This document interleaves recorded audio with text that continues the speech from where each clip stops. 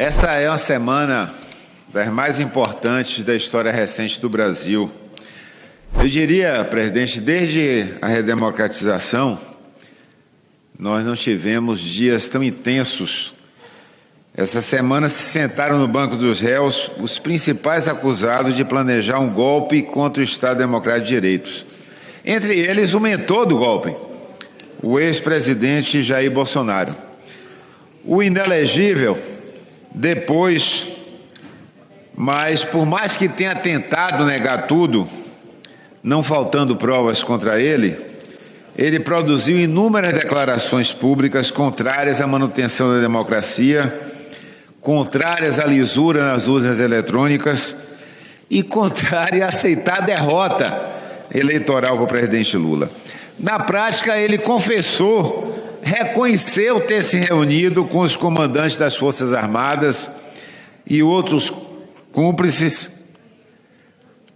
comparsas do golpe, para discutir estado de sítio, GLO e, com certeza, tramaram, inclusive, a tentativa de assassinato do presidente Lula, do vice-presidente Geraldo Alckmin e do ministro Supremo Alexandre de Moraes.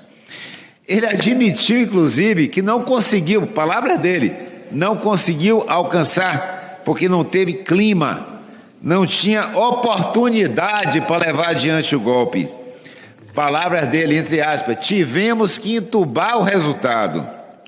Gente, durante 4 anos, Bolsonaro não saiu do palanque. Cumpriu o que prometeu, vamos reconhecer. Ele disse que tinha que destruir o país, que tinha que destruir as políticas públicas, e o fez. 4 anos de destruição. Já fiz aqui nesse plenário várias vezes e repito, desafio aquele que me mostre uma política pública que tenha conseguido sobreviver ao que nós tínhamos em 2016, depois dos 4 anos do governo das trevas. Bolsonaro, no STF, mentiu, mas o seu ajudante de ordens, o Mauro Cid, que era o seu braço direito, disse não apenas que Bolsonaro tinha a minuta do golpe, como também ele, veja só, enxugou o documento para deixar apenas a prisão de Moraes, tirar outros da lista dos presos. Aliás, todos que já prestaram depoimento, o ex-ministro Anderson Torres, o almirante Guarnier, o general Augusto Heleno, negaram qualquer trama, mas admitiram o golpe como se fossem bravatas, desabafos, conversa de mesa de bar, imagine. O general Heleno, inclusive, se manteve em silêncio nas perguntas feitas pelo Supremo Tribunal e pela PGR. Que bom que nós temos a Constituição, nós temos a democracia que garante esse direito. Eu quero saber se Heleno iria se manter calado se estivesse sob tortura, se estivesse como foi na ditadura, que a tortura é que fazia as pessoas falarem.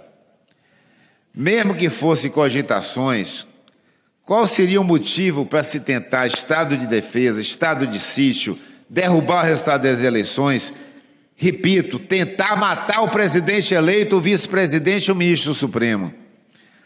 Bolsonaro devia ter vergonha de ter sido um presidente que destruiu o país, que destroçou as políticas públicas e que tentou dar um golpe de Estado para se manter no poder. Essa tentativa não foi um único momento, né?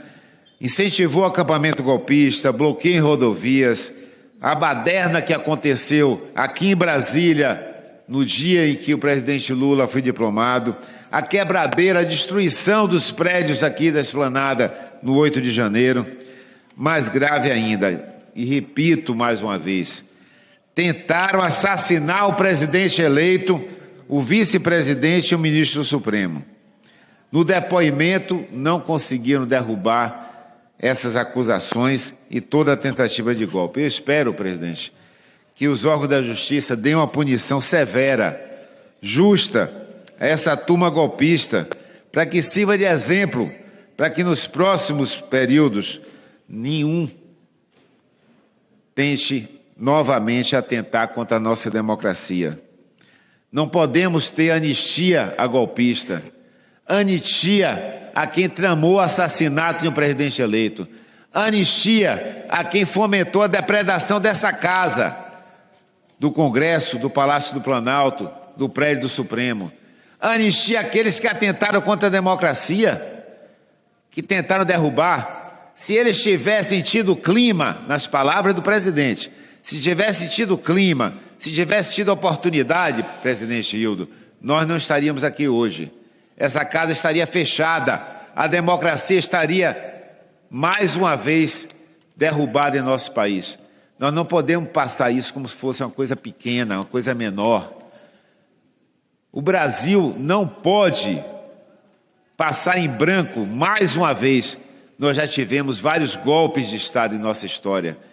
Todos os presidentes da República, deputada Benedita, que trabalharam, que fomentaram a distribuição de renda, que tentaram diminuir a desigualdade, que tentaram um projeto nacionalista no nosso país, que tentaram fomentar o crescimento nacional, foram derrubados por um golpe de Estado. A presidenta Dilma foi derrubada por um golpe de Estado em 2016, aprovado nesse parlamento. O presidente Lula não foi derrubado, tomou posse, e isso não pode passar em branco. Não é o fato dele ter tido sucesso, não é o fato, nas palavras do ex-presidente Bolsonaro, não ter tido clima, não ter tido oportunidade, que pode fomentar a anistia, que pode passar em branco. Anistia para golpistas, para quem tentou assassinar o presidente eleito, não pode prosperar.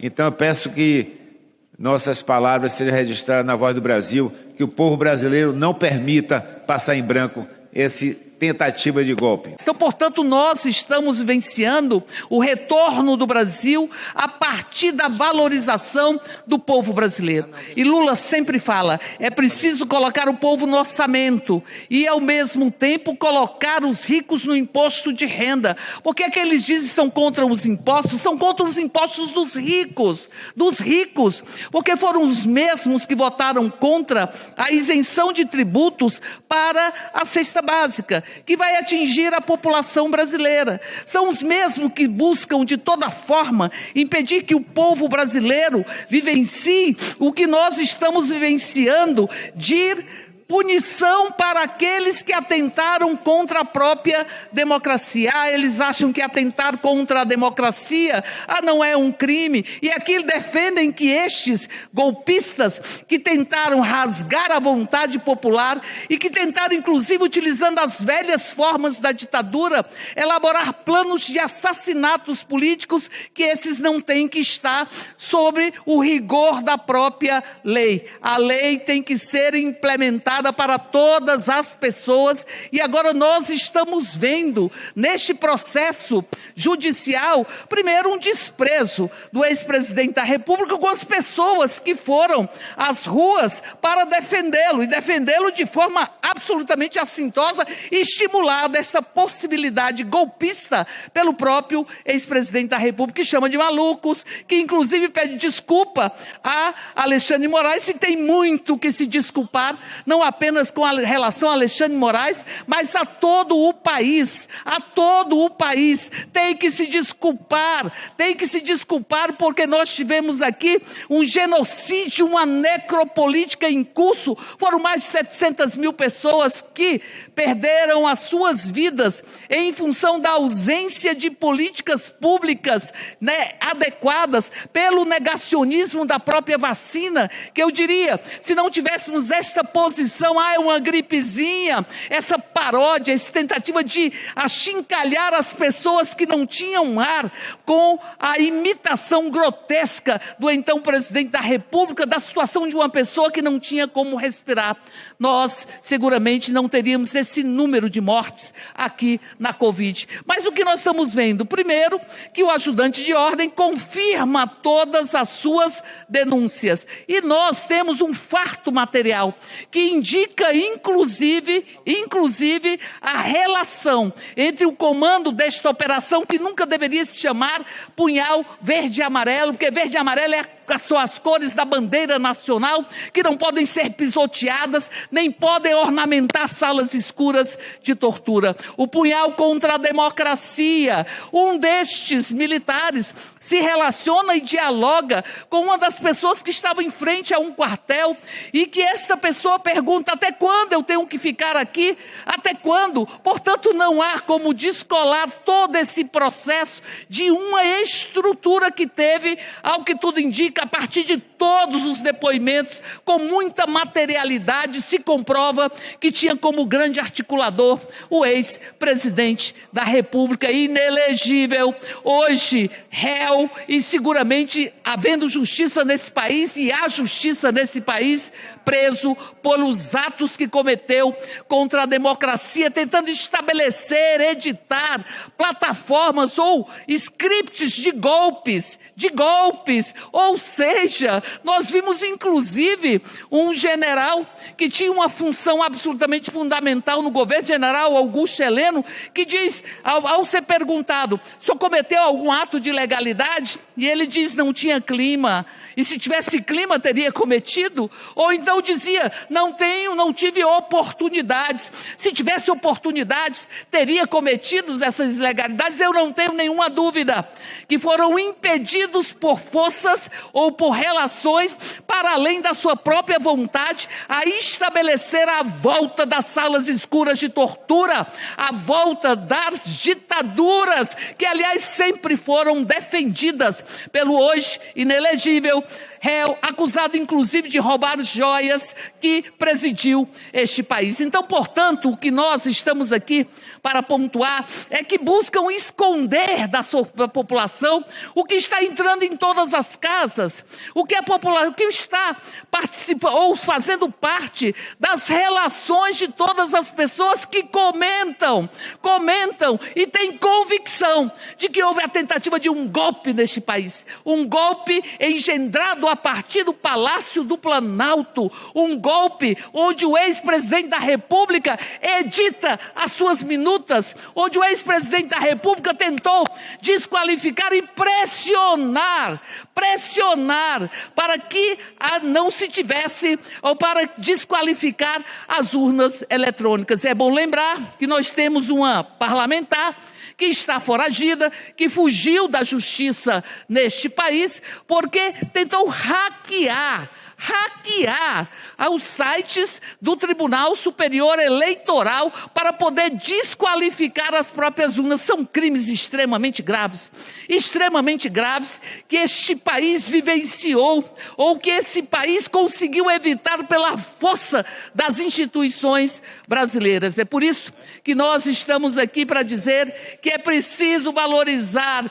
é preciso ter a democracia como uma construção absolutamente fundamental para as nossas vidas. Sem democracia não há direitos, sem democracia não há justiça, sem democracia a vontade popular é ignorada, ferida e açoitada. E o Brasil conseguiu impedir um golpe destes que não se conformavam com o resultado das eleições. E agora que não querem taxar os ricos, porque não querem impostos para os ricos, mas querem mexer no BPC, querem mexer no reajuste das aposentadorias. É uma vergonha o que estes pedaços da ditadura fazem todos os dias no nosso país.